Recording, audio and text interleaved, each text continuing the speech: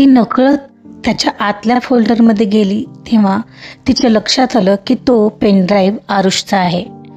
मानसी, अगं हा I think आरुषचा pen drive आहे. मग माझा कुठे आहे?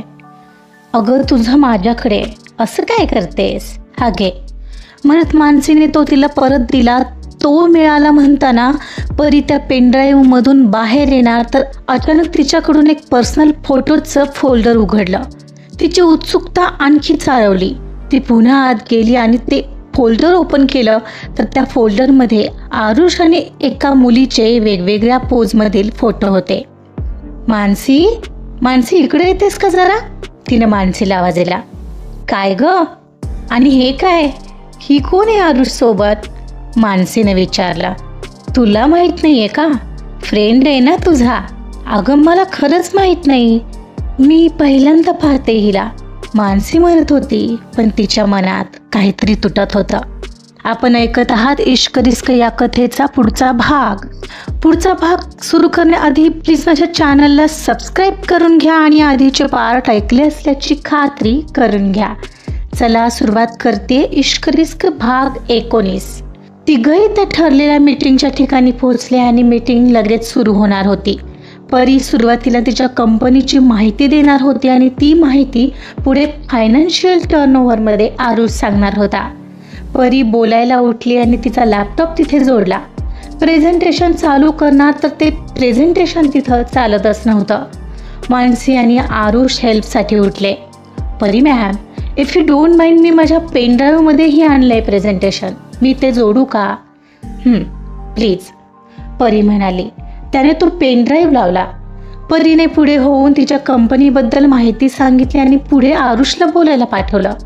त्यानेही त्याला सांगितलं होतं तेही प्रभावीपणे बोलून दाखवलं. त्याची आत्ताची बॉडी लँग्वेज तिच्या इतकीच प्रभावशाली होती. इतरांवर त्याचा प्रभाव नक्कीच पडला असावा, कारण सर्वात आधी तो परीवर सुद्धा पडलेला. मघाशी दोघांत जे काही घडलेलं आताही तिच्या सतत मनपटलावर येत होतं आणि ती नकळत त्याच्याकडे आकर्षित होत होती. तिचं नकळत त्याच्याकडे लक्ष जात होतं. तो कोणाशी तरी बोलत होता. मीटिंग तिने ठरवलेली तशीच सक्सेसफुल झाली होती. यावर तो क्लायंट काही पैशांची गुंतवणूक तिच्या कंपनीमध्ये करणार होता. परी खुश होती. जिथे गरज लागली आणि आरुषने प्रेझेंटेशन त्याच्याकडेही रेडी ठेवलं याचं तिला कौतुक वाटलेलं. बाहेर येताच तिनं ते त्याला बोलून दाखवलं. Thank you Aarush, you did best job today. It's my duty ma'am, तो स्माईल करत म्हणाला. चला आता निघायचं, परी मानसीला म्हणाली, जी आरुषकडे हसत पाहत होती. तुला विचारते मी मानसी, लक्ष कुठे? तिने विचारलं तशी ती सॉरी पुटपुटली. सॉरी, निघूया, मानसी म्हणाली. ते पुन्हा ऑफिसमध्ये जायला निघाले. परीचं सतत काही ना काहीतरी चालू असायचं. आता ही लंच वगैरे झालं आणि ती लॅपटॉपवर येऊन बसली. मीटिंग चांगली झाली आणि तिचा तसा मूड चांगला होता, पण लॅपटॉपला लावलेला आरुषचा पेनड्राईव्ह लॅपटॉपला तसाच होता. ती नकळत त्याच्या आतल्या फोल्डरमध्ये गेली तेव्हा तिच्या लक्षात आलं की तो पेनड्राईव्ह आरुषचा आहे.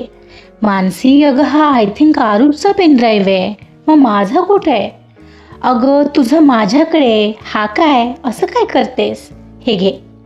म्हणत मानसीने तो तिला परत दिला. तो मिळाला म्हणताना परी त्या पेनड्राईव्हमधून बाहेर येणार तर अचानक तिला एक पर्सनल फोटोचं फोल्डर दिसलं. ती ते पाहून तिची उत्सुकता चाळवली गेली. ती पुन्हा आत गेली आणि ते फोल्डर ओपन केलं तर त्या फोल्डरमध्ये आरुष आणि एक मुलीचे वेगवेगळ्या पोजमधील फोटो होते.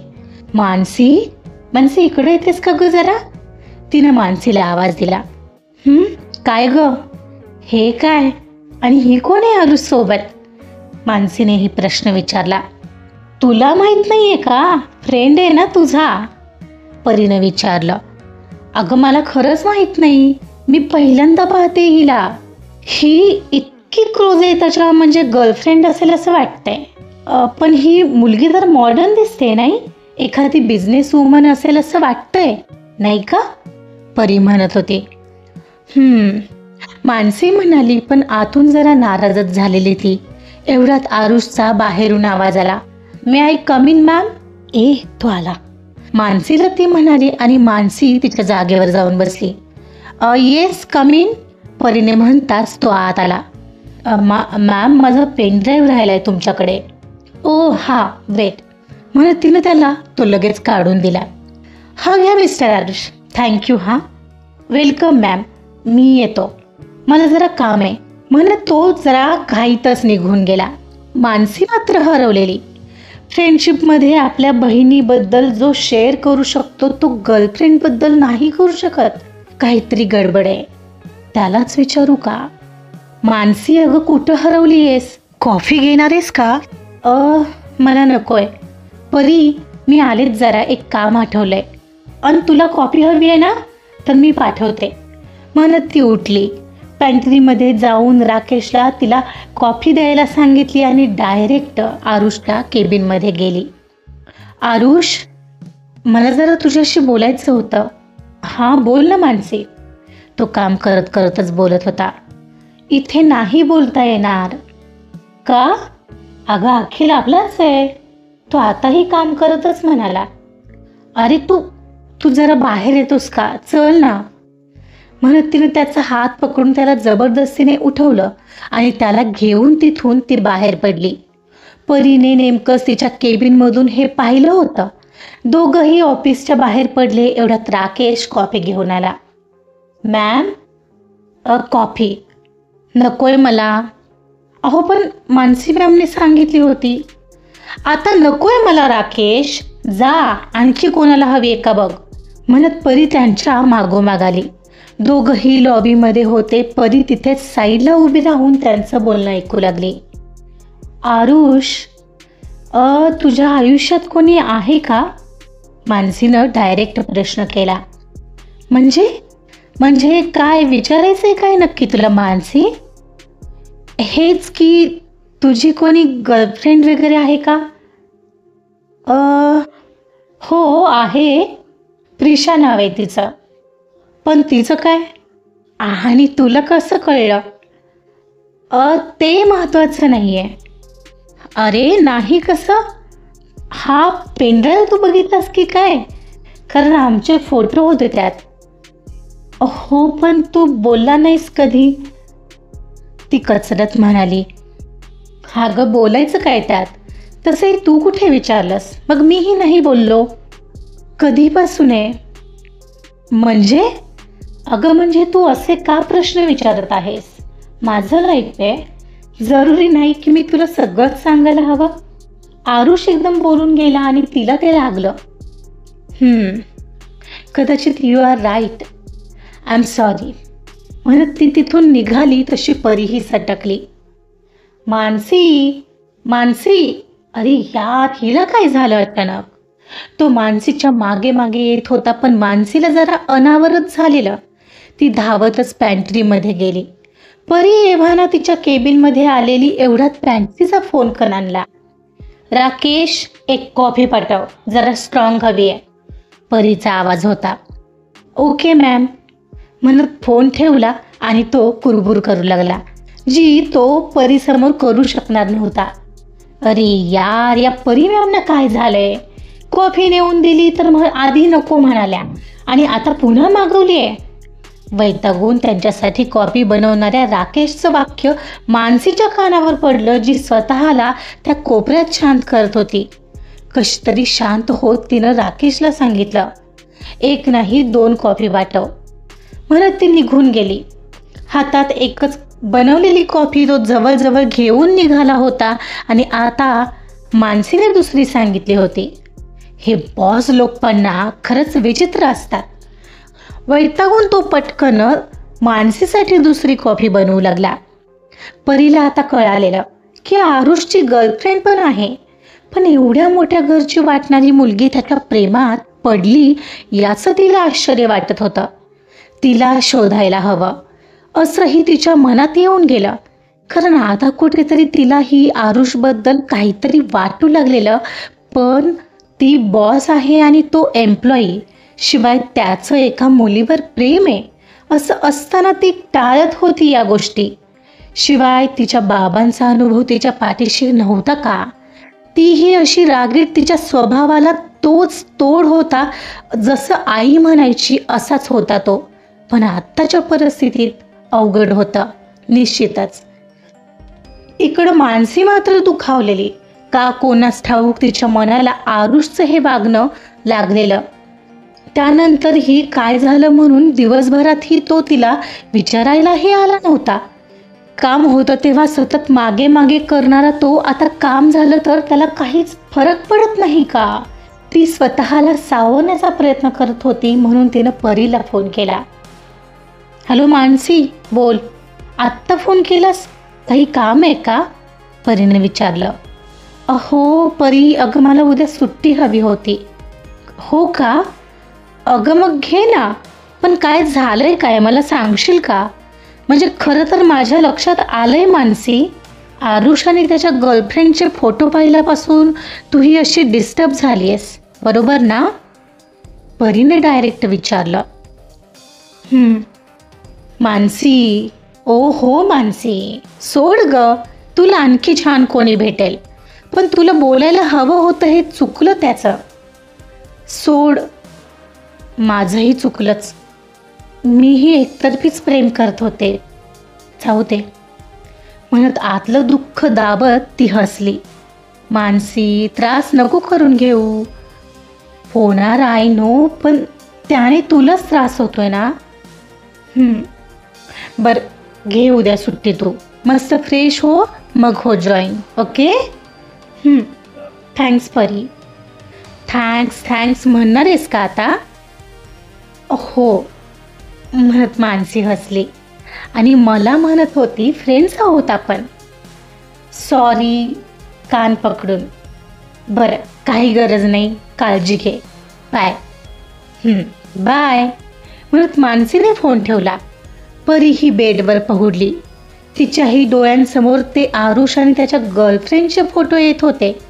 मन तर आठवून तिचंही उगाचच उदास झालं होतं. पण ज्या वाटेला जायचं नाही तिनं ठरवलेलं, ती वाट तिला खरं तर निवडायची नव्हती. म्हणूनच तर ती त्याकडे जाणीवपूर्वक दुर्लक्ष करत होती. आज परीच्या मम्माचा बर्थडे होता. परीने सकाळी उठताच मम्माला जाऊन विश केलं.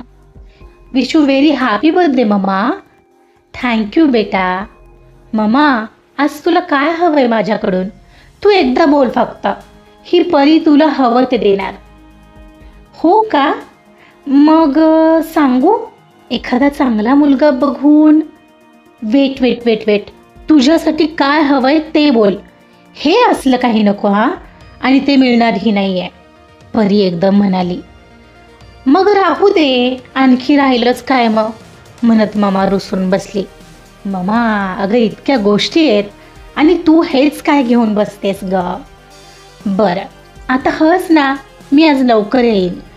रात्री आपण मस्तपैकी बाहेर जाऊ कुठेतरी डिनरला, आणि येता येता कुठेतरी आईस्क्रीम खाऊ. हेच दरवर्षी करतो आपण, त्यात काय नवीन आलं? मॉम म्हणत होती. बरं मला आवडायचंय ऑफिसमध्ये जायला, तू ठरव काय ते, म्हणत ती पळाली. काही वेळाने आवरून नाश्ता करायला परी टेबलवर आली. तोपर्यंत ममाने नाश्ता बनवून आणला. अगं रमेश कुठे? तू का बनवलंयस आज? आज माझ्या हातचं बनवलेलं खा, म्हणत मम्माने तिला घास भरवला. तू बनवलंयस? अरे वा. मस्त. पण रोज नाही बनवायचंयस हा तू, आणि तू पण बस ना माझ्यासोबत, म्हणत तिने जबरदस्तीने मम्माला नाश्ता करायला बसवलं. बघा ना परीदी, बनवतो म्हणालेलो मी, पण या ऐकतच नाहीत. काय ग मम्मा, सांगितलंय ना तुला, किती हट्टीपणा करतेस ग. तू नाही ना करत हट्टीपणा, मग मी ही तुझीच मम्मा आहे. मम्मा, म्हणत तिने मम्माकडे एकट्यात पाहू लागली. एवढ्यात बाजूला आलेल्या साक्षीकडे तिचं लक्ष गेलं. ए साक्षी, ये तू पण बस.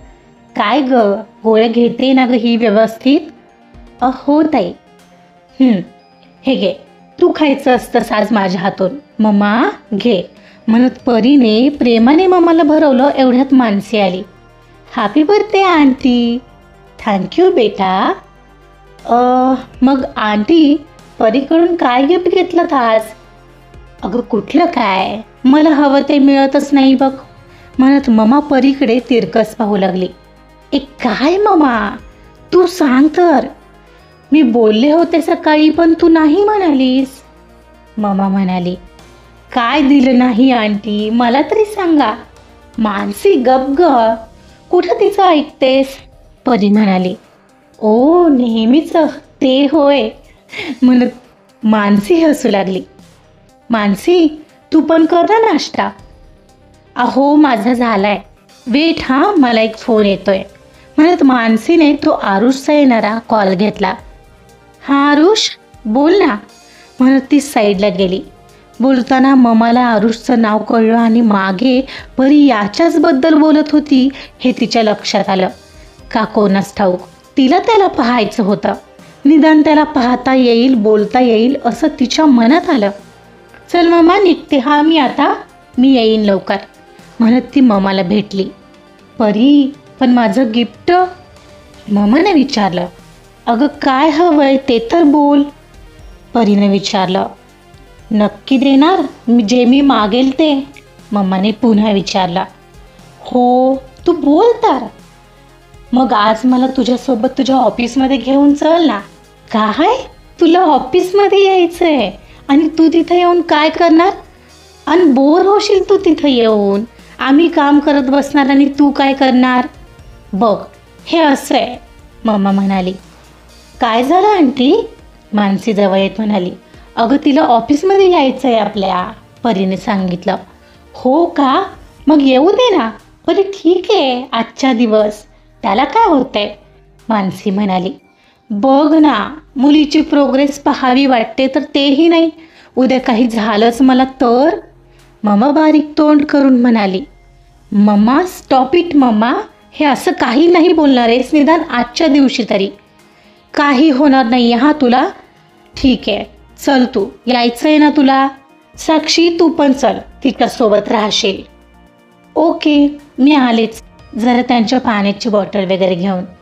मी एक काम करू का, ड्रायव्हर अंकलला सांगते तुम्हा दोघींना ऑफिसमध्ये सोडायला.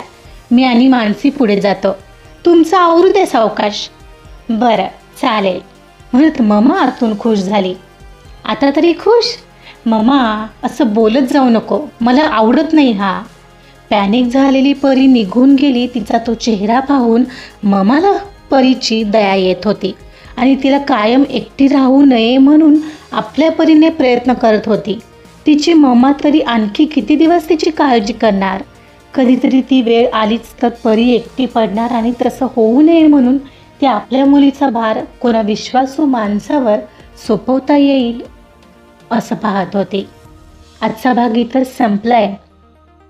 ममाने केलाय हट्ट परीच्या ऑफिसमध्ये येण्यासाठी. तिला आरुषला भेटून काही वेगळ्या गोष्टींची जुळवाजुळव तर करायची नाहीये ना. बघूया काय होते पुढील भागामध्ये. ऐकत रहा इश्क रिस्क. कथा आवडत असेल तर प्लीज लाईक करा, सबस्क्राईब करा आणि शेअर सुद्धा करा. Thank you so much.